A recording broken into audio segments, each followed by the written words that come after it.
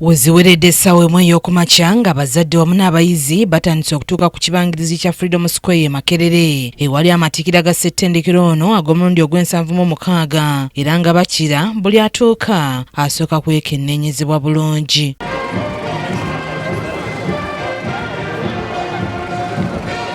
Wabaddewo okusimba ennyiriri okuva ku Ivory Tower okutuuka awategekeddwa omukolo.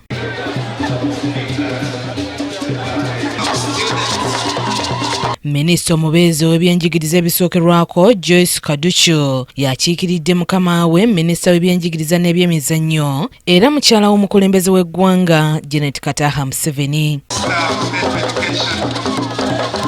Abayizi awamu 9,295 be bagenda okutikkirwa nga bano bakuguse mu masomo ag'enjawulo okuli obusomesa, ebyamateeka, ebyobulimi ng'era ku bano 213 bamaliriza PhD mu masomo ag'enjawulo, 253 bamaliriza diguli ey'okubiri, 643 bamaliriza diguli esooka, 206 ba postgraduate diploma, ate 30 bo ba diploma ng'amyuka akulira ssettendekero lino Professor Barnabas Nawangwe bw'alambulula.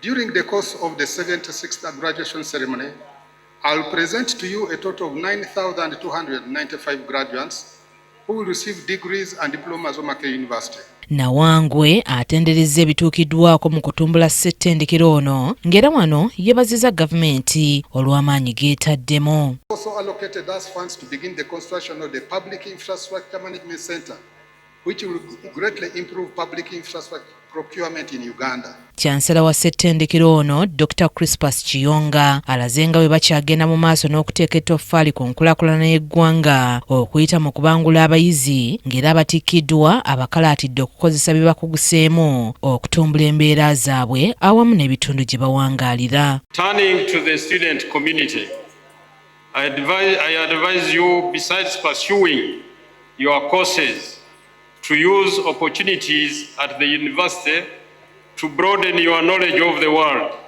your country and the community where you come from. Mu bubaka bwe obusomeddwa minisita omubeezi ow'ebyenjigiriza ebisookerwako Dr. Joyce Moriku Kaduchu, minisita Janet Kataha Museveni alaze nga gavumenti bw'eri emalirivu okuteeka ensimbi zonna ezeetaagisa mu ssettendekero ono okulaba ng'eyongera okufulumya abayizi abatuukiridde.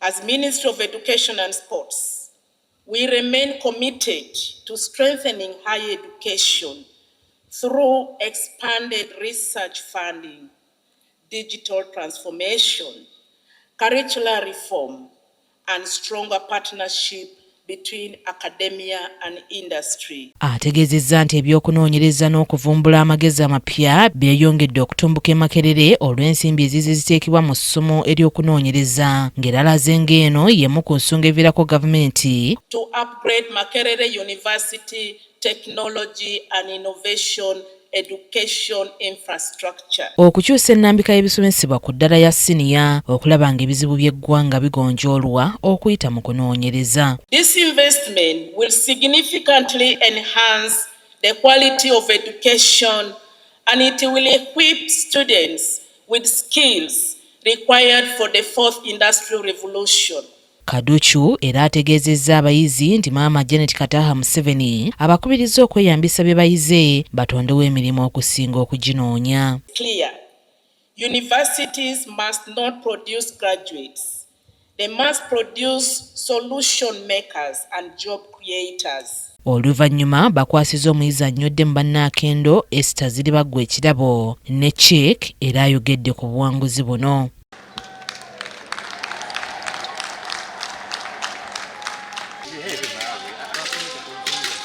Mu batiikiddwa mwe muli eyaliko omubaka wa Kawempe South Sebuliwa Mutumba Muddu awulira afunye PhD mu by'obulimi n'obulunzi ng'ono ategeezezza nti okunoonyereza kwe yakoze kwamulaze enkyukakyuka nnyingi mu kulima n'okulunda. Okuyiiya okubeera wafunda naye ng'ate afundawo kinene ate era mu kunoonyereza kuno bataddemu ssente nnyingi mu bibiina n'ate abantu babakayingira ebibiina ate ne babivaamu.